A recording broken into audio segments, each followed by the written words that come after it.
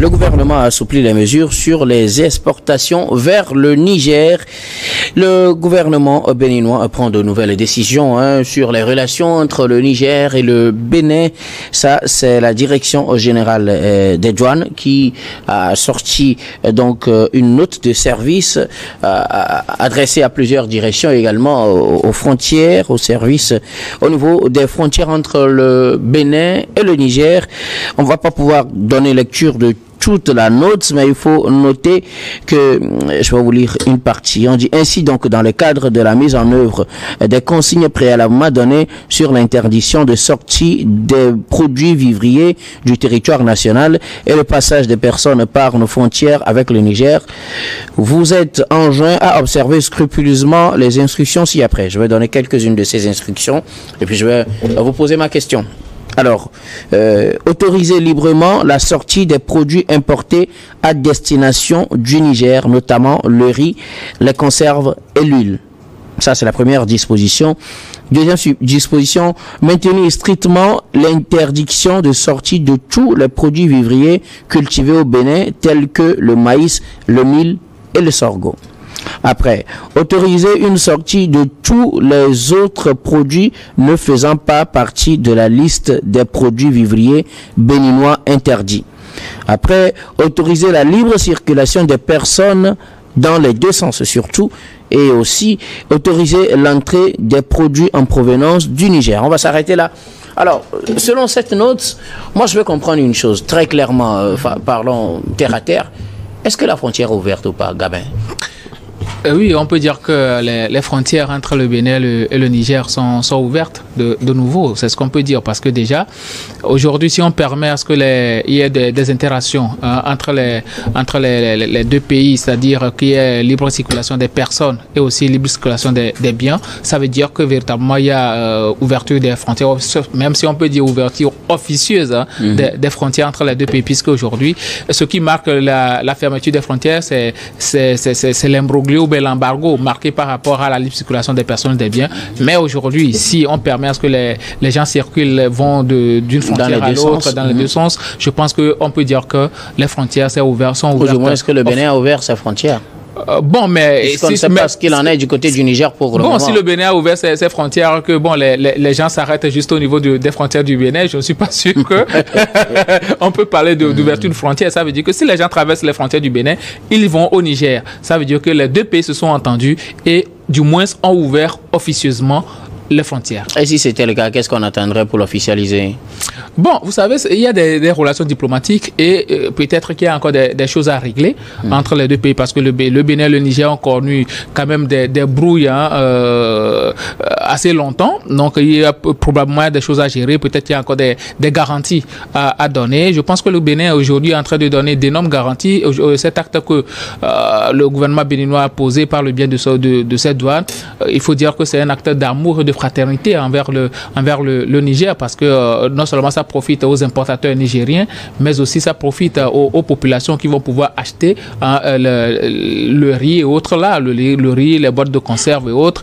Et c'est pas que bon le Bénin a refusé uniquement l'exportation du sorgho, du maïs là vers le Niger, mais c'est une mesure protectionniste pour satisfaire le besoin interne dans le pays. Donc je pense que aujourd'hui on peut parler d'un acte de grand du Bénin et je pense que les autorités nigériennes vont aussi emboîter le pas pour permettre à ce que les frontières soient ouvertes officiellement. C'est tout ce que nous souhaitons aujourd'hui quand deux pays frères qui sont intimement liés par des relations séculaires et qui entretiennent des relations commerciales depuis belle lurette et qu'on sait très bien que le trafic du international par le biais du port de Cotonou vers le Niger représente quand même 49% du trafic béninois. Ça veut dire que le Niger représente quand même un gros client pour le Niger. Donc aujourd'hui, entre-temps même, il y a des transitaires qui ont eu à faire une délégation pour aller voir Patrick Talon. Voilà que bon, le port on ne vend plus et tout ça. Donc je pense que ces actes-là aujourd'hui prouvent à suffisance que le Bénin montre sa bonne foi pour la reprise des relations diplomatiques et des relations commerciales entre les deux pays. Alors, merci beaucoup à vous, Gabin. Surtout, à Danglenou, les douanes béninoises ont sorti une nouvelle note de service dans le cadre du recadrage au niveau des frontières sur les produits à laisser passer vers le Niger et les produits à ne pas laisser passer. Au final, c'est 3 produits cultivés au Bénin qui ne vont pas passer, le maïs, le mil et le sorgho. Tous les autres pratiquement, parce qu'ils viennent d'autoriser le riz, l'huile et les conserves, et ils disent à part les produits qui sont interdits, tous les autres peuvent passer, et même les personnes peuvent passer. Finalement, on peut dire qu'on a ouvert la frontière, ou bien c'est toujours fermé? Officiellement, les frontières sont ouvertes. Officiellement ou officiellement? Officiellement. Je dis officiellement parce que depuis la prise de pouvoir au Niger par le général Tiani, les relations diplomatiques entre le Bénin et le Niger étaient médiocres. Et au courant les mois de septembre et octobre, suite aux échanges des ambassadeurs, les problèmes ont été réglés, surtout le transfert de carburant nigérien vers le port de Sémé. La Chine était intervenue pour régler le problème et tout a été résolu au niveau des Nations Unies par l'ambassadeur béninois et nigérien. Voilà que c'est une suite logique. Ça a connu une évolution et voilà que les deux côtés des frontières, il y a eu une libre circulation des personnes et de certains produits importés. Là, si le communiqué est rédigé par la direction générale des douanes du Bénin a laissé cours à ces gens d'échange, on ne peut plus dire que c'est officieux. C'est officiellement que les marchandises passent les frontières des deux côtés. Là, je peux dire que c'est une bonne chose. La confiance renaît entre le Bénin et le Niger. Alors, Adam Adronou, la frontière reste-t-elle fermée ou est-elle finalement ouverte entre le Bénin et le Niger au regard de cette note de service des douanes béninoises? Je crois que pour tout citoyen, ce que souhaitait depuis belle lurette donc les citoyens de la CEDEAO, parce qu'il faut le dire ainsi. Puisque lorsque nous parlons donc des deux pays, vous savez, plusieurs rapports ont démontré bien évidemment que les pays de la CEDEAO, lorsque vous prenez les flux migratoires entre les pays, ces flux migratoires sont plus concentrés entre les pays. Donc lorsqu'on dit les deux frontières sont ouvertes, quelque part, on a tendance à pouvoir focaliser les regards sur les deux pays, mais en réalité, c'est tous les citoyens de la CEDEAO qui en profitent. Toutes les personnes, lorsqu'on parle du commerce, bien évidemment, on ne dira pas que c'est une approche orientée vers les citoyens des deux pays, mais c'est tous les citoyens donc de la CEDEAO qui en profitent. Donc bien évidemment, donc pour revenir à votre question, je pense que sans le dire, les frontières sont pratiquement ouvertes. Pour la simple et bonne raison que tout ce que demandaient donc ces commerçants, pour la plupart du temps, c'est justement faire en sorte qu'il y ait dans ces flux migratoires en termes de biens, de services, mais également de personnes entre les deux pays. À partir du moment où cet équivoque-là est levé, on peut plus ou moins dire que ces frontières restent ouvertes. Tout simplement, ce qui en tout cas cache mal, en tout cas, le regard tranché sur l'approche de vérification. Puis si l'on dit, puisque lorsqu'on met en tout cas le regard sur certains produits, notamment les produits locaux, notamment le sorgho, le mil, et je rappelle que qui n'est pas une décision du Bénin liée seulement au Niger, c'est une décision liée pratiquement, c'est une décision interne du Bénin qui concerne pratiquement tous les pays. Le Bénin fait en sorte qu'il y ait en tout cas une protection. Une autosuffisance à l'interne. À l'interne, d'abord avant d'exporter. Puis on ne peut pas comprendre que les populations subissent le coût. Puisque aujourd'hui, la vie chère est liée à la vie, aux denrées plus chères. Et naturellement, il fait en sorte que ces produits-là puissent bénéficier d'abord aux citoyens béninois. Je pense que c'est le patriotisme que le gouvernement béninois est en train donc d'expérimenter et de faire en sorte que les Béninois puissent d'abord se sentir plus ou moins à l'aise. Donc c'est une décision qui ne concerne pas seulement le Niger, sauf que étant donné qu'il y avait dans ces bruits entre ces deux pays, on a tendance à pouvoir donc dire que c'est au vu, en tout cas de la levée de cette décision, qui fait orienter le regard vers le Niger, mais c'est une décision qui concerne pratiquement tous les pays. Mais qu'à cela ne tienne, je pense que cette décision permet aujourd'hui de pouvoir donc lever un peu le pied d'accélérateur sur les contraintes qui existaient par le passé, liées donc au fait que ces flux étaient donc arrêtés, ce qui embrouillait, tordait le cou et envenimait pratiquement le commerce entre ces deux pays-là. Désormais, ces commerçants peuvent quand même souffler un temps soit peu parce qu'ils peuvent, lorsque vous avez la légalité, vous avez les produits, vous respectez donc ces normes-là, pouvoir donc effectuer ces commerces-là entre les deux pays, parce qu'il y a des gens, des commerçants qui sont spécialisés dans l'import et l'export liés donc à certains pays. Et depuis cette fermeture-là, ces gens-là sont plus humains, on peut le dire ainsi, sont au chômage. Désormais, je pense qu'ils viennent de retrouver, en tout cas, le bon fonctionnement de leur opération, et je pense que cela ne peut qu'être salué. Une aubaine pour la reprise de bonnes relations entre le Niger et le Bénin voisin. Oui, bien sûr, c'est une aubaine pour la reprise des bonnes relations entre les deux pays. Aujourd'hui, il y a un climat de confiance qui est en train de renaître peu à peu.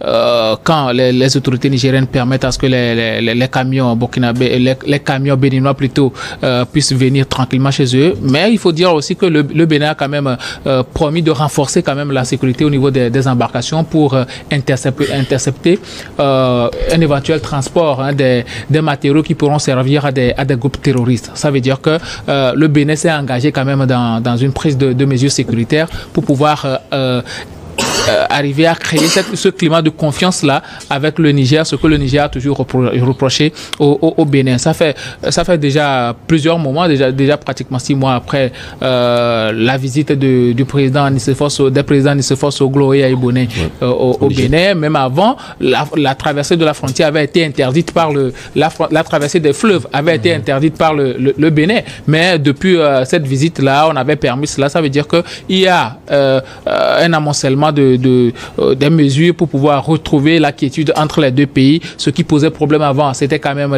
la peur ou bien les inquiétudes liées à la déstabilisation du Niger et tout. Je pense qu'aujourd'hui, il y a quand même des mesures qui sont prises pour permettre à ce que les Nigériens et le régime nigérien en place soient assez confiants par rapport au risque de ne pas se faire déstabiliser et surtout de continuer par entretenir leur relation de bon enfant, de commercialisation de produits entre les deux pays et surtout que de part et d'autre des frontières, les gens vont au Niger pour aller fréquenter, d'autres viennent au Bénin pour fréquenter, certains viennent au Bénin pour se faire soigner et tout. Donc ces relations-là vont reprendre entre les deux pays. Je pense que aujourd'hui, il y a quand même une certaine confiance entre les deux pays. On ne peut pas dire que il n'y a pas une reprise des relations entre les deux pays. Je pense que on peut affirmer tout de go que les relations ont bien repris entre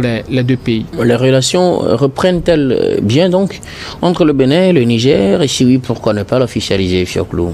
Non, tu sais, les échanges entre les ambassadeurs de haut niveau entre le Niger et le Bénin ont contribué positivement à cette résolution de la crise, ce qui veut dire qu'entre le Bénin et le Niger, on peut dire que c'est une question de retrouvailles, parce que la frontière à Manaville, moi je l'ai empruntée au moins à 4 reprises et je sais comment ça se passe là-bas. Donc c'est une bonne chose cette reprise et que la relation est aujourd'hui bonne entre le président Talon et le président Tiani. Si c'est une reprise officielle, pourquoi ne pas l'officialiser clairement, ne pas dire clairement que désormais nous ouvrons nos frontières avec tel voisin et que cette page est fermée, la page de fermeture des frontières est fermée? Quand ça a été fermé, ce n'était pas officiel. C'était le Niger qui avait fermé.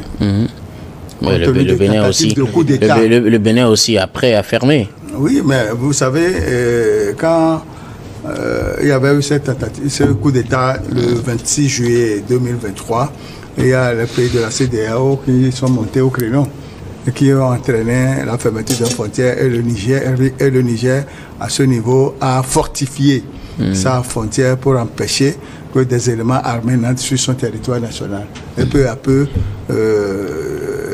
de négociation en négociation, aujourd'hui, nous avons compris que tout ça là relève du passé et qu'il faut un nouveau départ entre les deux pays. Oui, Adam. Vous permettez donc, pour répondre à cette inquiétude que vous avez soulevée, liée au fait que pourquoi ne pas l'officialiser directement. Vous savez, ces pays-là n'ont pas tous les mêmes problèmes. Vous savez, lorsque vous prenez le Niger, les problèmes du Niger aujourd'hui, c'est le terrorisme, c'est d'arriver à recadrer en réalité dans cette méfiance vis-à-vis de tous les pays. Ça n'a rien à voir avec le Bénin seul. Vous prenez ces gens, ils sont assez méfiants. Ils font en sorte que ces flux migratoires, même si d'autres pays, même si vous prenez par exemple, que ce soit le Burkina avec le Togo, le Niger avec le Togo, etc., sans le dire, de toutes les façons, les mêmes principes sont respectés partout. C'est justement faire en sorte qu'ils puissent avoir une main mise sur la sécurité, savoir ce qui rentre, ce qui sort de leur pays. Donc, naturellement, on ne peut pas de tout dire véritablement, donc, la frontière ouverte, même si on le disait de toutes les façons, ça n'enlève en rien ces principes-là qui permettent d'être toujours rigoureux, d'être toujours orienté vers la surveillance et faire en sorte qu'on sait qui rentre dans le territoire, qui sort. Quel est le produit qui rentre? N'oubliez pas quand même dans le communiqué ou pratiquement dans les sciences, les gens ont dit véritablement pour contrôler en réalité, pour ne pas faire en sorte que, vous avez vu, il y a des titans qui ont été interceptés, que ce soit dans d'autres pays, qui, au lieu de transporter des produits, on fait comprendre que voilà, c'est du riz, etc. Mais derrière du riz, on a vu que c'est tout un arsenal lié donc aux armes qui sont derrière. Donc sans le dire de toutes les façons, c'est un principe. Tous les pays sont assez méfiants et faire en sorte qu'on contrôle, qu'on maîtrise, en tout cas la souveraineté du pays, c'est maîtriser réellement ce qui rentre et ce qui sort. Ok, alors, oui, Gabriel? Oui, déjà même, le summum de la crise avait été atteinte quand les deux pays quand même ont rappelé leurs ambassadeurs. Aujourd'hui, depuis la prise des lettres de créance des deux ambassadeurs, on peut dire que les relations ont quand même repris entre les deux pays. Quand il y a déjà des canaux diplomatiques entre deux pays, ça veut dire que réellement les pays ont repris langue et on continue pas à discuter. Et personne ne sait s'il y a entre le président Tiani et Patrice Talon, il y a un téléphone rouge aujourd'hui par lequel ils communiquent pour pouvoir créer ce climat de confiance là. On ne le sait pas, mais ce qui est sûr, c'est que les deux pays sont interdépendants. Le Niger a besoin du Bénin, le Bénin a besoin du Niger. Les deux pays entretiennent quand même des relations commerciales depuis belle lurette. Et aujourd'hui, ces relations commerciales-là se sont beaucoup plus renforcées avant même que ces frontières-là ne soient fermées. Donc, personne ne gagne en maintenant les frontières fermées. Sauf qu'il faut juste essayer quand même d'arriver à créer ce climat de confiance-là pour permettre au Niger d'être sûr que voilà, le Bénin ne nous veut pas du mal. Et je pense qu'aujourd'hui, peu à peu, le Niger est en mesure de dire que bon voilà quoi, les relations vont reprendre de plus belle. Maintenant, par rapport à la non-officialisation quand même de l'ouverture de ces frontières-là, il faut dire, Adam vient de le dire, les deux pays n'ont pas le même problème. Le problème du Niger aujourd'hui, c'est beaucoup plus de terrorisme, même si le Bénin aussi subit de plein fouet les vagues terroristes. Donc aujourd'hui, ce qu'on peut dire, c'est que on ne va pas dire bon, on a ouvert les frontières et puis si demain il y a encore bruit diplomatique, on va encore fermer. Ça va devenir un jeu d'enfants.